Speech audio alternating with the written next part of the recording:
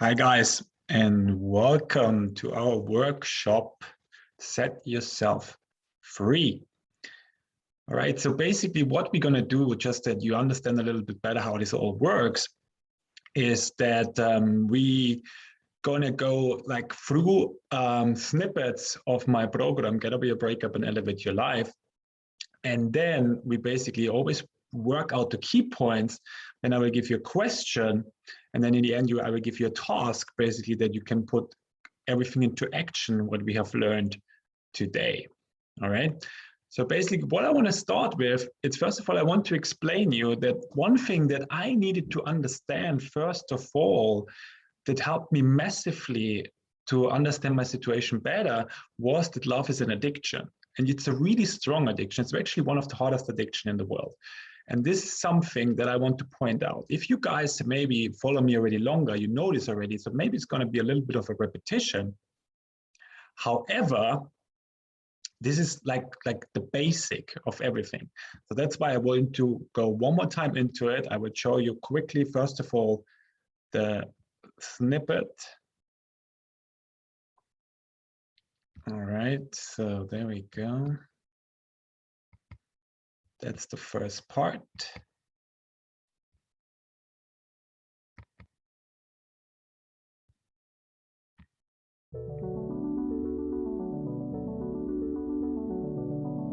Welcome to the first model, why you feel like you feel and how to handle it.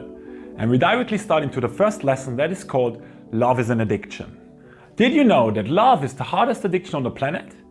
Even harder than cocaine or opiates? Well, I was quite surprised as well, but it's definitely a fact.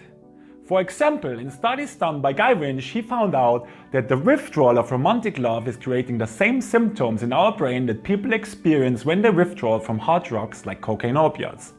The reason for that is that after a breakup, our brain is not stopping to love the other person. It's continuing to love the other person. And obviously this is creating the withdrawal. Withdrawal of romantic love activates the same mechanisms in our brain that are activated when drug addicts withdraw from cocaine or opiates. Imagine a baby with the mother, it's playing with the mother, and for some reason the mother needs to go urgently somewhere. So the baby is alone. What is happening with the baby? It's starting to cry, it's starting to freak out. And this, in this case, our brain, in this case our rector stimulus, is an overdrive. And this is very similar to the experience of a drug addict. You can imagine this like this. Our regular hits of dopamine, oxytocin and serotonin are from one minute on the other not anymore available to us, which is creating the withdrawal. To explain you this a little bit better, I want to show you here some tables. Imagine that. This is basically 3 tables and we have here, the first one is dopamine. Dopamine is mainly responsible for emotions, in this case pleasure and pain. Then we have serotonin, this is obviously famous as the happy hormone, and oxytocin that is mainly responsible for social bonding and the sexual reproduction.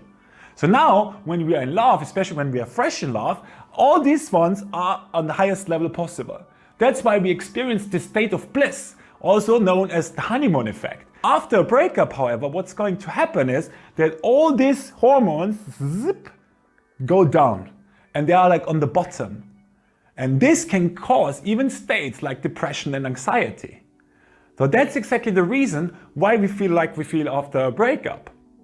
And our brain now is trying to help us to soothe the pain through, it's called methadone. Methadone is the same that they give to heroin addicts when they withdraw from heroin. So basically that means what our brain does to help us is showing us happy memories and nice moments. And through showing us that, it's creating a short hit of dopamine, oxytocin and serotonin.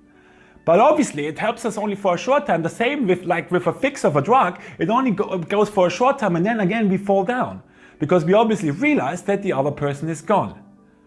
So I can just tell you about myself. After my breakup, I was checking my phone approximately every 5 minutes to check if maybe it's coming a message, if maybe it's coming some story on Instagram or whatever with some hidden message. I was crazy, even checking things like, do you know Facebook Nearby? This is a place where, application on Facebook where you can check where the other person is. I mean, that's completely crazy, right? But I believe for some of you it sounds familiar. If love is an addiction, I'm suffering from a drug withdrawal syndrome. Right, guys. So basically, that's the first of all the fact. Love is a really hard addiction. I want to show you quickly something from the key points here to that. All right, so here we go. Okay, so obviously that's the workshop, right? The workshop of today. Set yourself free. And today we are on day 1. And what I do obviously is the breakup recovery fast line. I help men to overcome the breakup in 90 days and reclaim the best version. Okay.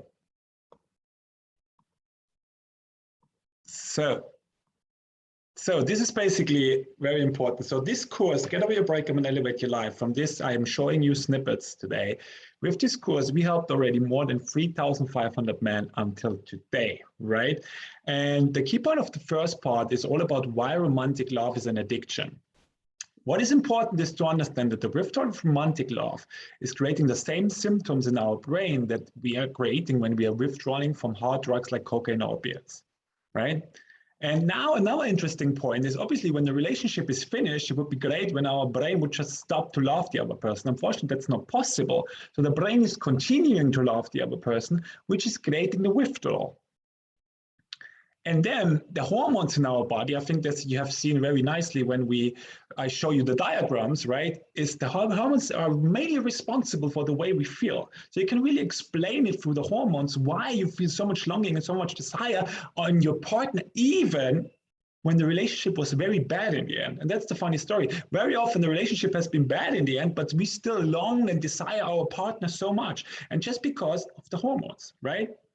And now our brains try to help us to soothe some of the pain through showing us happy memories and nice moments, right, from the past. And that's the funny story. So, but obviously, like from a fix from a drug, this also only helps for a short time. And afterwards, we obviously realize that the person is gone and we fall into a deep hole. Okay.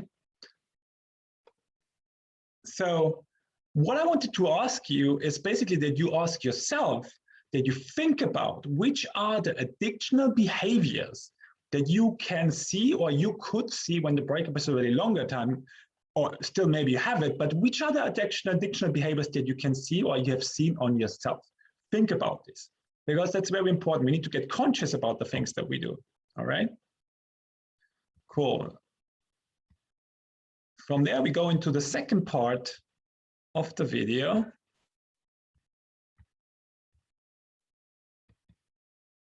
All right. The funny thing, love has been first of all a natural addiction that has been created already 4.4 million years ago, when we have been living in caves. The main purpose of it has been to motivate our ancestors to focus only at one partner at a time. Why it was important? And very simple. Imagine like this. We have here a man, right? And here we have a woman. And somehow they start to like each other. And then they get to know each other a little bit better and they have sex and then they produce children. So now we have a mother with children and a man. So the problem is we have also basic urges, right? And one of that, and a very strong one, is our sexual instinct. And I imagine they are a little bit together, but somehow there on this side, there's 3 hot chicks. And a man really likes them. And somehow through the sexual instinct, he's like, whoo, jumping on them and is running away with them to another cave. So now what's going to happen with the mother? She's alone. Maybe she cannot protect our children. Maybe they will even die. And now Mother Nature was very smart and created the natural addiction, love. So like you see, love has first of all been a positive addiction that was securing the future upbringing of our children. However, if love is not reciprocated, rejected or harmful, it can get to a negative addiction. Romantic love is an addiction, a perfectly wonderful addiction when it's going well, and a perfectly horrible addiction when it's going poorly. We want to explain you why love is an addiction, and we found studies that back this even up, that explain you exactly why you feel like you feel, and they're mainly responsible are the hormones and chemicals in your body for the way you feel after a breakup. To go a little bit deeper into that, I want to bring on now my good friend Borko that will tell you a little bit more about this. The pain Johannes felt, the pain I have felt in my life many times and you are feeling right now, it's real, 100% real, and there are many researchers around the world showing us that. My favorite research comes from Helen Fisher from Rutgers University.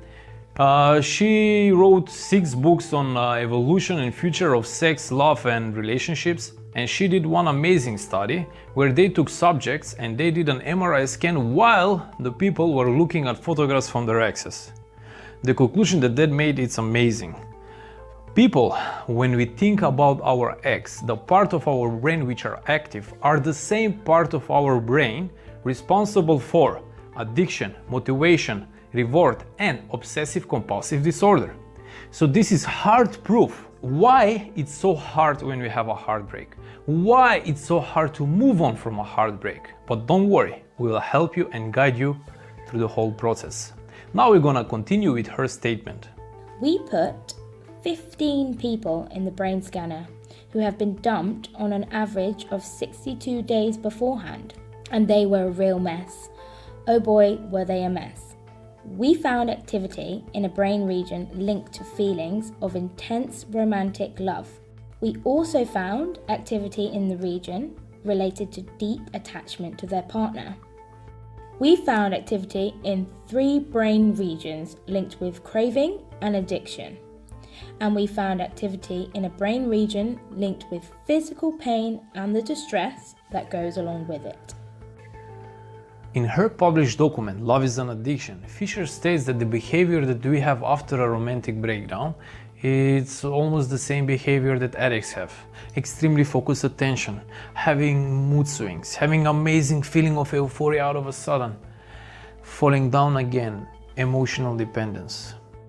All of these data are showing us that in a way love is an addiction, and that's her theory and our theory as well. And there are other researchers which are complementing her research. One of them is Lucy Brown from Yeshiva University. She did almost the same. Around New York, she took people and they were looking at photos from their ex while they had an MRI scan, and it was very interesting conclusion. 3 parts of the brain were the most engaged while they were looking at pictures from their exes. The medial insula, anterior cingulate cortex and the striatum, which, very interesting, are the same parts of the brain which are active for sexual arousal and the euphoria that cocaine addicts get.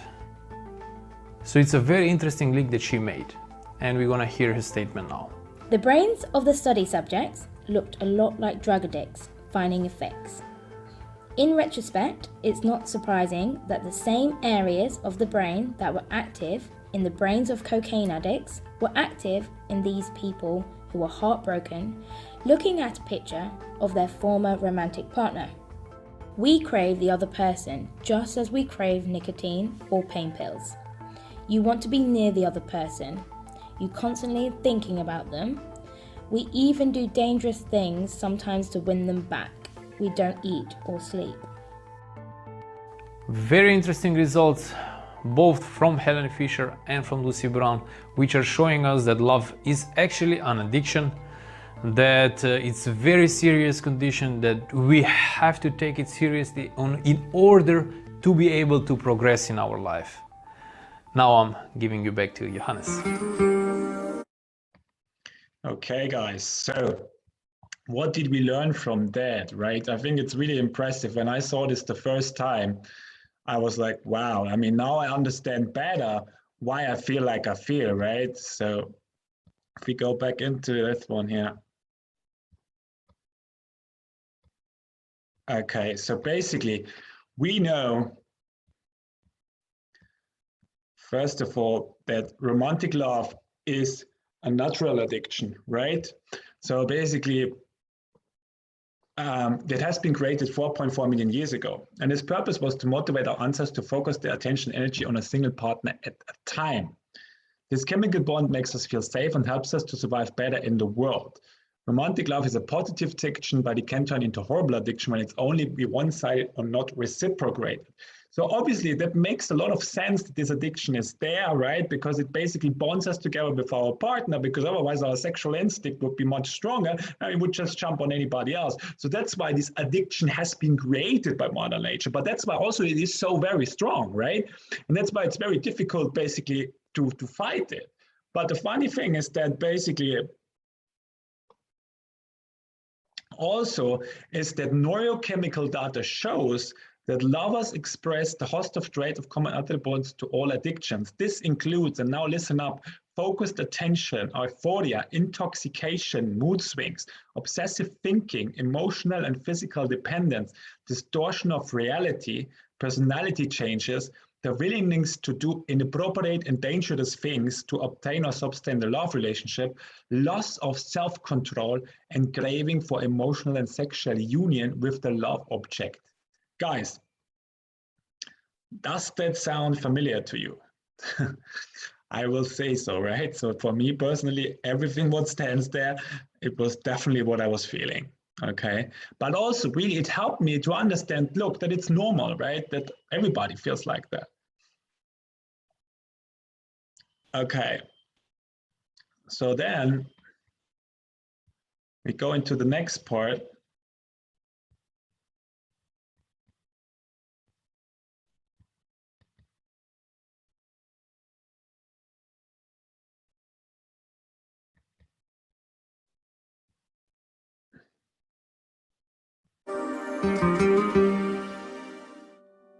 Indeed, in the 2010 paper that the scientists published, they reported that the participants thought about their ex-partners around 85% of their waking hours.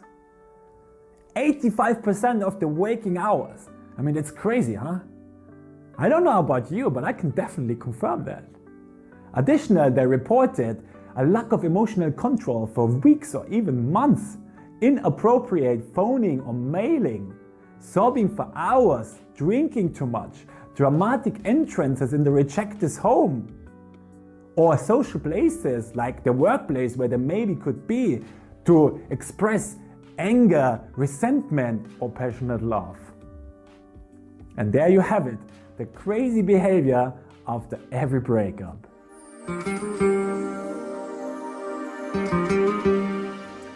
Proposed solution of the scientists: remove every evidence that reminds you of your ex.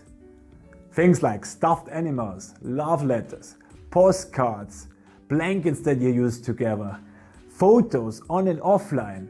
Remove it from your life. You don't need it anymore. Second, don't contact them, because every kind of contact is just delaying your healing process. And some of them will feel morally blameless, others will feel guilty. However, nobody of them will know how to handle your grief. Additional to that, avoid any places or music or everything that is triggering romantic craving. So all of that is just stopping you to move forward. It is like the first drink that makes you drunk. Don't write this first email, make this first phone call, or write this first letter, because everything is just delaying your process. So listen up here, guys. 3 very important things. First of all, remove everything that reminds you of her.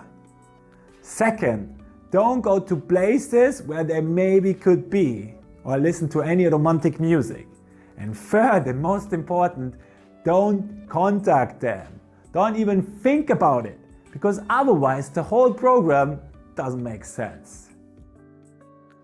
Important note: if you have children together, then try to limit your communication only about the things that involve your children.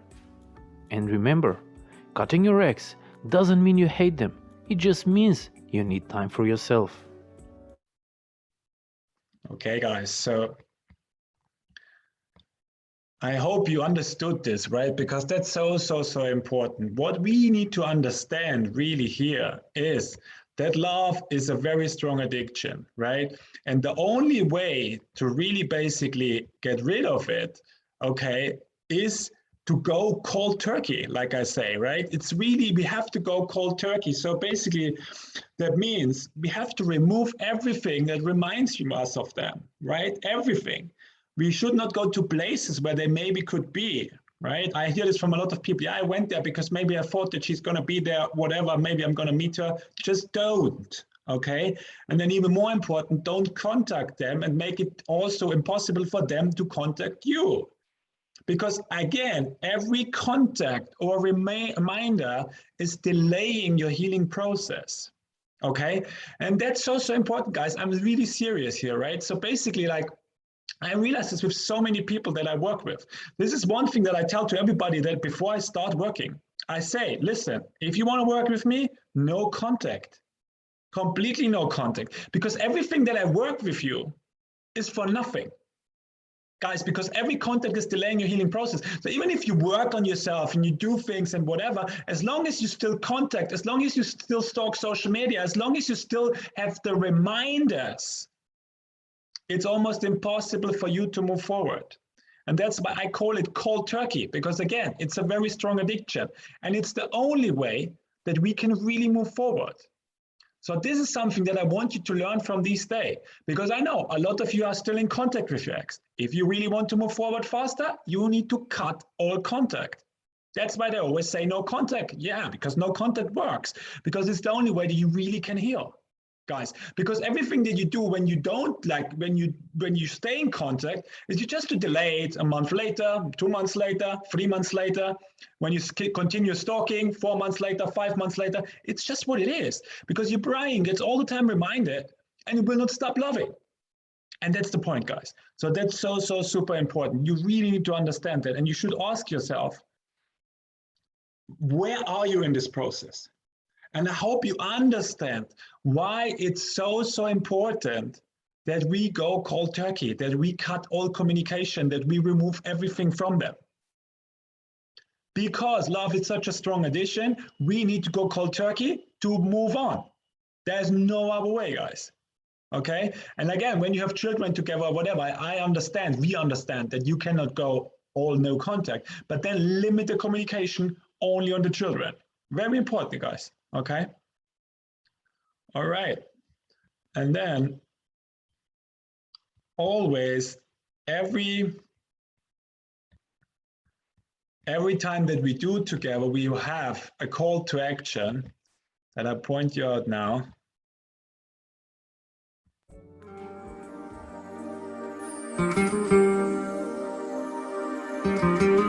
Hi guys, and welcome to our first call to action. Like the name says it, what we have to do is basically every day a task to improve our learning outcome. Actually quite simple. I really ask you to do the task. I know it takes a little bit of your time to do the lesson and also to do the task, but the task will help you to move forward faster. So what we're going to do today is very simple. We open up our workbook and we think about the things that we do, the crazy behaviors after the breakup, right? Like for example, the things that I told you, like I'm checking Facebook nearby where she is, or like I go to places where she maybe could be. So think about these things, write about 5 to 10 things, and then I see you tomorrow.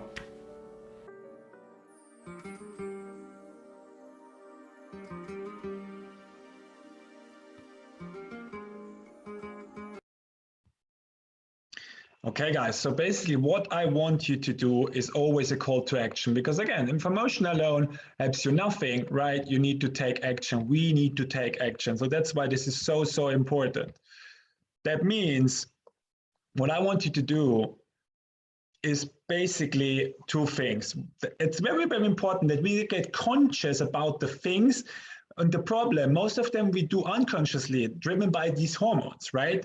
So that means we need to get conscious about, we need to recognize our behavior. Recognizing is the first step if we want to change something, or we have to understand, and then we are ready to change. That's how it works, guys, right?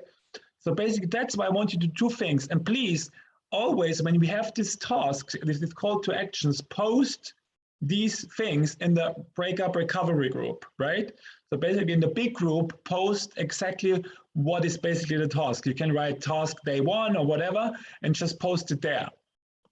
And what I want you to do is that basically you post what was the biggest takeaway from today's session.